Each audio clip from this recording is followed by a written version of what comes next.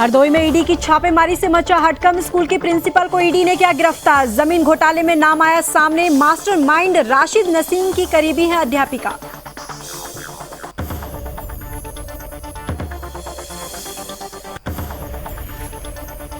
अयोध्या में राष्ट्रीय तीरंदाजी प्रतियोगिता शुरू। केंद्रीय मंत्री अर्जुन मुंडा ने किया शुभारंभ। श्री राम नगरी पहुंचे देश भर के धनुधर। एशियाई खेलों में नई शक्ति बनकर उभरा देश।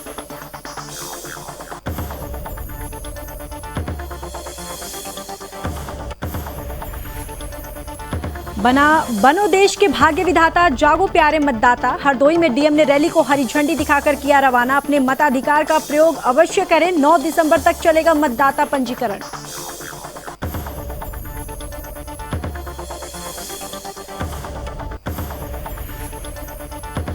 मुंगेर में सीएम नीतीश ने मेडिकल कॉलेज का किया शिलान्यास। विशेष राज्यों को लेकर फिर भरी हुंकार। मेडिकल कॉलेज का निर्माण कराएंगे जल्द। सीएम नीतीश की सभा में लगे मोदी के नारे।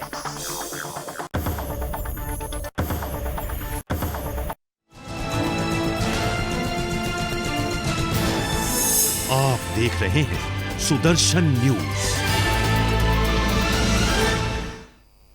नमस्कार, आप देख रहे हैं सुदर्शन न्यूज। मैं हूं आपके साथ ज्योति यादव। बुलेटिन की शुरुआत करेंगे इस वक्त की बड़ी खबर के साथ। उत्तर प्रदेश के हरदोई जिले में प्रवर्तन निदेशालय ने प्राथमिक विद्यालय की प्रिंसिपल शशिवाल सिंह के घर पर छापेमारी की।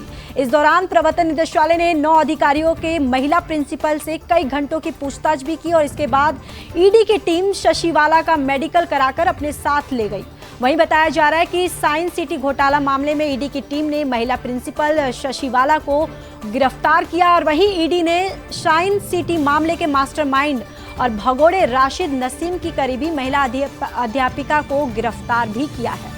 वहीं सूत्रों के मुताबिक राशिद नसीम के विदेश भागने के बाद शिक्षिका जो शशिवाला उसका काम देख रही थी। बताया ये भी जा रहा है कि शशिवाला सिंह ने तमाम लोगों का पैसा साइंस सिटी जो कॉन्स्टिट्यूशन कंपनी के जमीन की खरीद फरोख्त के मामले में निवेश करवाया था और इस मामले की जांच लखनऊ स्थित प्रवर्तन निदेशालय कर रहा है। वही पूछताछ के लिए ईडी उन्हें किसी अज्ञात जगह पर ले गई है। उनके परिवार के लोग इस पूरे मामले पर कुछ भी बोलने से बच रहे हैं।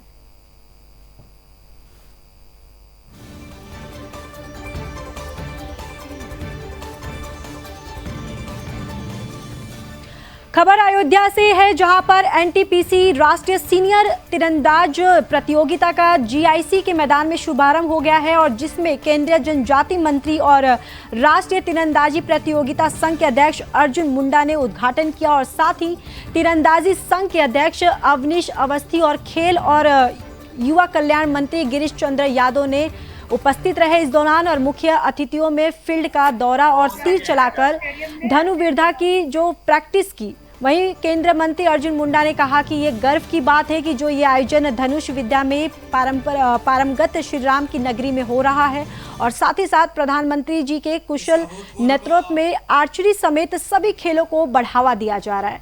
वहीं इस प्रतियोगिता के चिन्ह में श्री राम की छवि भी है और दरअसल 25 से 29 नवंबर तक रामनगरी में राष्ट्रीय सीनियर तीरंदाजी प्रतियोगिता 2023 का आयोजन किया जा रहा है, जिसमें भाग लेने देश के सभी राज्यों और केंद्र शासित प्रदेशों के लगभग 1000 महिला पुरुष खिलाड़ी अयोध्या पहुंचे हैं।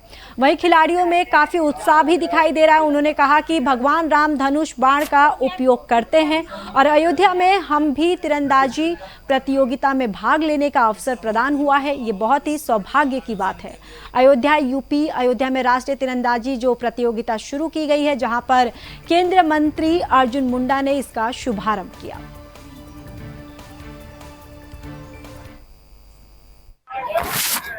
हमारे उत्तर प्रदेश की टीम से आए हैं, मथुरा से, बागपत से, बनारस से, बारामुंकी से। और क्या रेशियो है लेडीज और जेंट्स में? 24 टोटल हैं और यहाँ पर मतलब अच्छा लग रहा है। क्या उम्मीद क्या है आपको इस गेम से? यहाँ से मेडल ले जाने की उम्मीद है हमारी। कितने मेडल? लगभग 10-15। सारे नहीं?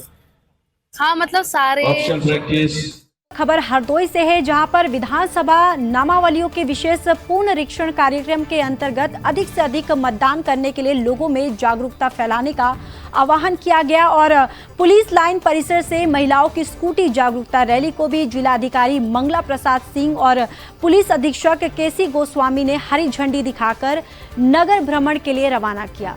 वहीं इससे पहले उपस्थित लोगों को शपथ दिलाई गई। दरअसल कार्यक्रम में उपस्थित लोगों को संबोधित करते हुए जिलाधिकारी सिंह ने कहा कि जो नवयुवक युवतियां अपनी आयु 8 वर्ष पूरा कर रहे हैं, वो अपने गांव और बूथ पर जाकर बीएलओ माध्यम से संपर्क कर फॉर्म 6 भरवाकर मतदाता पहचान पत्र बनवाएं और अपने मताधिकार का प्रयोग अवश्य करें।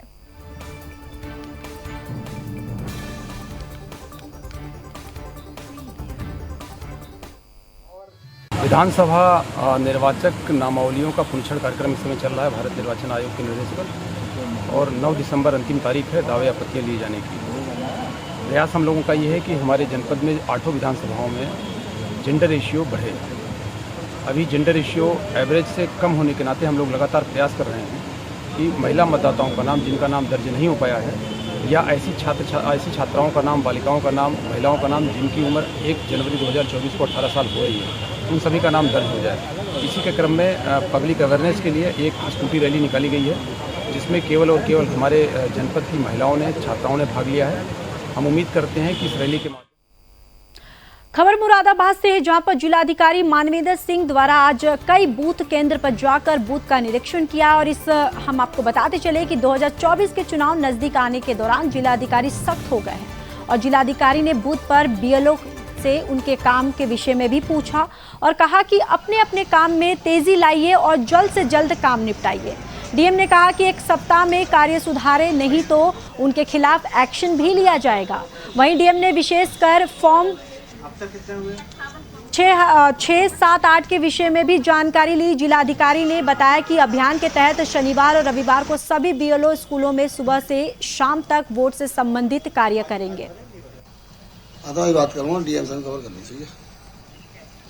वो नए जो 18 से 19 साल के मतदाता हैं उनके लिए है, और जो फार्म 7 है जो मृतक हो गए हैं या शिफ्ट हो गए हैं उनके लिए है। वो फार्म 8 जो है उनके लिए है जो कहीं पहले मतदाता थे और अब वो शिफ्ट होकर के दूसरी जगह आ गए हैं, तो उनको जहाँ पर दूसरी जगह है उनको फार्म 8 भरना चाहिए, जिससे कि उनका पता चेंज हो जाएगा और वो वोटर बने रहेंगे। तो इस तरह का संचितीकरण चल रहा है पूरे। आज विशेष अभियान था, आज है और कल भी अभियान है। इस विशेष अभियान में सभी जो बीएलओ हैं वो अपने इस कॉलेज में, स्कूल में, जहाँ पर भी उनका स्थान है, वो सुबह 10 बजे से लेकर 5 बजे तक बैठते हैं।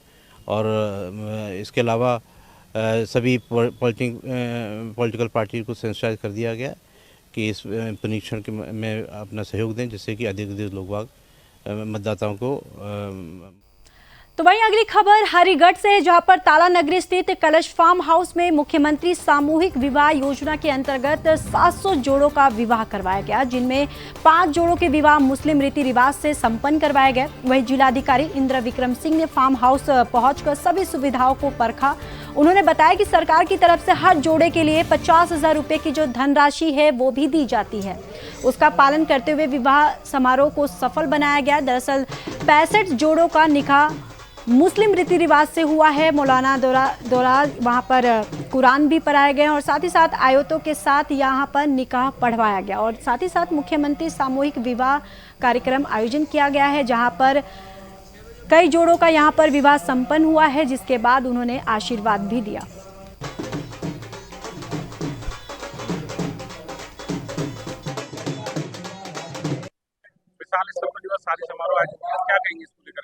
आज उत्तर प्रदेश सरकार के सौजन्य से 700 जोड़ों की यहाँ पर सामूहिक विवाह हो रहा है और इसकी सारी व्यवस्थाएं यहाँ पर की गई हैं सरकार की ओर से। प्रत्येक जोड़े पर 51,000 रुपया सरकार की ओर से व्यय किया जा रहा है, जिसमें से 35,000 रुपये हम उनके खाते में ट्रांसफर करते हैं और इसके अलावा लगभग 10-12 हज़ार रुपये का इनका घरेलू सामान उनको देते हैं, ताकि नई जिंदगी की शुरुआत करने में उनको आसानी रहे। तो ये बड़े भव्यतापूर्वक इस कार्यक्रम का आयोजन किया गया और निकट भविष्य में अभी 1 माह के अंदर हम पुनः एक नया बड़ा कार्यक्रम आयोजित करेंगे। तो इस तरीके से जो समाज के वंचित लोग हैं, जो बड़े समारोह पूर्वक अपने परिवार में बच्चों की शादी विवाह नहीं कर पाते हैं, उनको उत्तर प्रदेश सरकार के सौजन्य से ये अवसर प्राप्त होता है और हम उसका माध्यम बनते हैं। तो आप जो और भी जो रह गए हैं उनके माँ बाप से मेरी अपील है कि आप उसका पंजीकरण करा लें। इसी महीने दिसंबर माह में हम पुनः एक समारोह आयोजित करेंगे, उसमें हम खादी। बिहार के मुख्यमंत्री नीतीश कुमार ने मुंगेर वासियों को बड़ी सौगात दी है। यहां पर सीएम नीतीश ने मुंगेर में मेडिकल कॉलेज का शिलान्यास किया। इस कार्यक्रम में डिप्टी सीएम तेजस्वी यादव के साथ साथ स्थानीय सांसद और जेडीयू के राष्ट्रीय अध्यक्ष लल्लन सिंह भी मौजूद थे। वहीं मुख्यमंत्री नीतीश कुमार ने एक बार फिर से बिहार को विशेष राज्य का दर्जा देने की मांग की। सीएम नीतीश कुमार ने कहा कि जातीय गणना और आर्थिक सर्वे जो कराया गया है उसमें पता चला है कि हर जाति और वर्ग में गरीब आदमी आता है और अगर केंद्र सरकार मदद करे तो 5 साल नहीं बल्कि 2 साल के अंदर ही सूबे की जो गरीबी दूर हो जाएगी। वहीं इस दौरान उप मुख्यमंत्री तेजस्वी यादव ने कहा कि मेडिकल कॉलेज से अस्पताल का निर्माण जल्द से जल्द करवाया जाएगा और जो महागठबंधन की सरकार में चौतरफा विकास हो रहा है ये सभी के साथ न्याय हो रहा है। हम लोग समाज के अंतिम पायदान के व्यक्ति को मुख्य धारा में लाएंगे। साथ ही साथ उन्होंने कहा कि सीएम नीतीश कुमार ने भाषण शुरू किया उस वक्त जनता प्रधानमंत्री नरेंद्र मोदी के नारों से वहां पर गूंज उठी।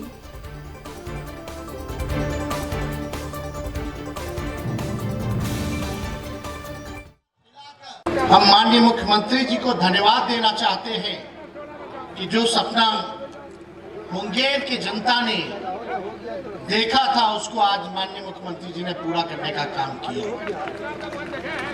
और एक ऐतिहासिक क्षण है मुंगेर के लिए। आदरणीय ललन बाबू जी का भी लगातार प्रयास रहा कि जल्द से जल्द जो है मेडिकल कॉलेज अस्पताल की स्थापना जो है इस जिले में की जाए और ये ऐतिहासिक क्षण है इस जिले के लिए। देखिए, आप जो कहिए हम जरा किसी के बारे में नहीं करते।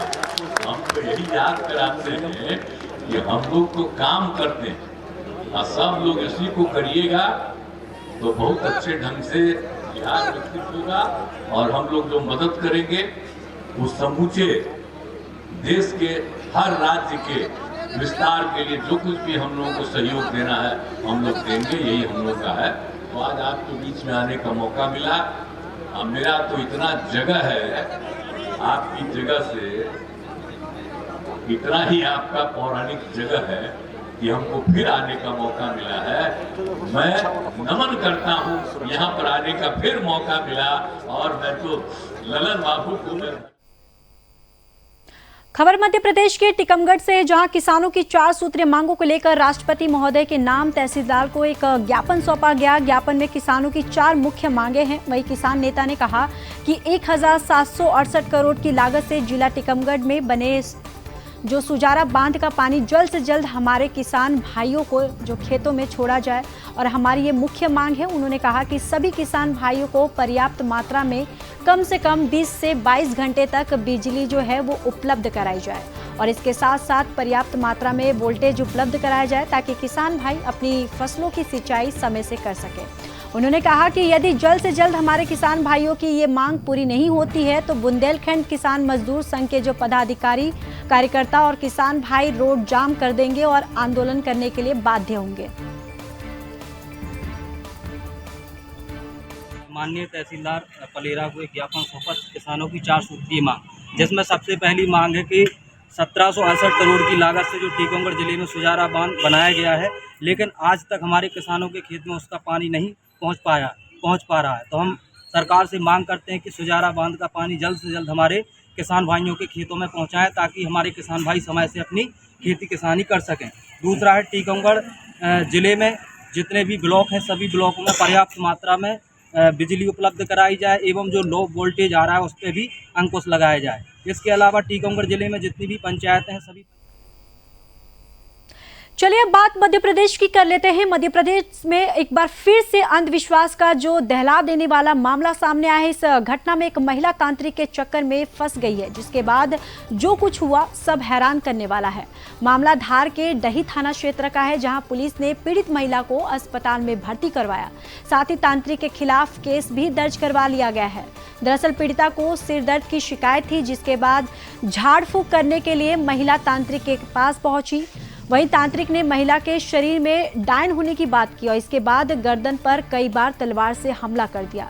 इस घटना में महिला बुरी तरह से जख्मी हो गई है। वहीं एसडीओपी सुनील गुप्ता ने बताया कि इस घटना में महिला गंभीर रूप से घायल हो गई है और महिला को जिला अस्पताल बड़वानी में भर्ती करवाया गया है। इस मामले में तीनों आरोपियों पर जो महिला को हिदायत दी गई और साथ ही साथ इस पूरे मामले में पुलिस जांच पड़ताल कर रही है।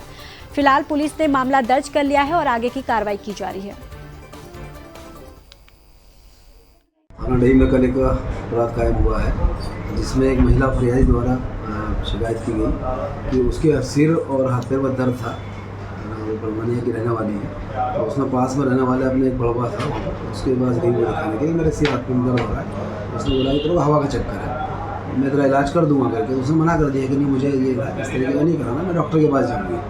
तब उन लोगों ने जितेंद्र और अनिल करके दो आरोपी हैं, उनके साथ एक और व्यक्ति है, इन तीन लोगों ने उसको पकड़ के उसके बाद मारपीट करी और उसको तलवार से रेशे लगाए हैं शरीर पर, इसमें पीठ में है, पैर में है। महिला घायल है, उसको एडमिट है। खबर कर्नाटक के चिकोड़ी से, जहां पर ग्राम पंचायत अधिकारी हस्तलिखित जमीन दस्तावेज लेने के लिए 2000 रुपए की रिश्वत ले रहे थे और ग्रामीणों का आरोप है कि नेपनाल पंचायत व्यवस्था इस महत्वाकांक्षी साथ लागू की गई है कि विकेंद्रीकरण के कारण जमीनी स्तर पर सतत विकास हासिल करना संभव होगा, लेकिन प्रदेश भर की ग्राम पंचायतों में व्यापक भ्रष्टाचार खुलेआम हो रहा है। वहीं सुदर्शन न्यूज ने ग्रामीण क्षेत्रों में हो रहे भ्रष्टाचार पर प्रकाश डाला और नेपनाल के ग्राम विकास अधिकारी ने रिश्वत लेने की और अपना हाथ भी बढ़ा दिया है। दरअसल रायबाग तहसील ने नेपनाल ग्राम के विकास अधिकारी मल्लू गुलेदार ने हस्तलिखित जमीन दस्तावेज देने के लिए 2000 रुपए की रिश्वत ली। गौरतलब है कि रिश्वतखोरी को छुपाने वाले भ्रष्ट ग्राम विकास अधिकारी को ग्रामीणों ने जिला पंचायत अधिकारी से दंडित करने की मांग की है।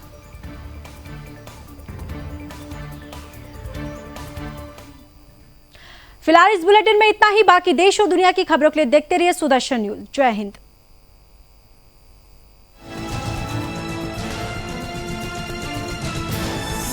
आप देख रहे हैं सुदर्शन न्यूज।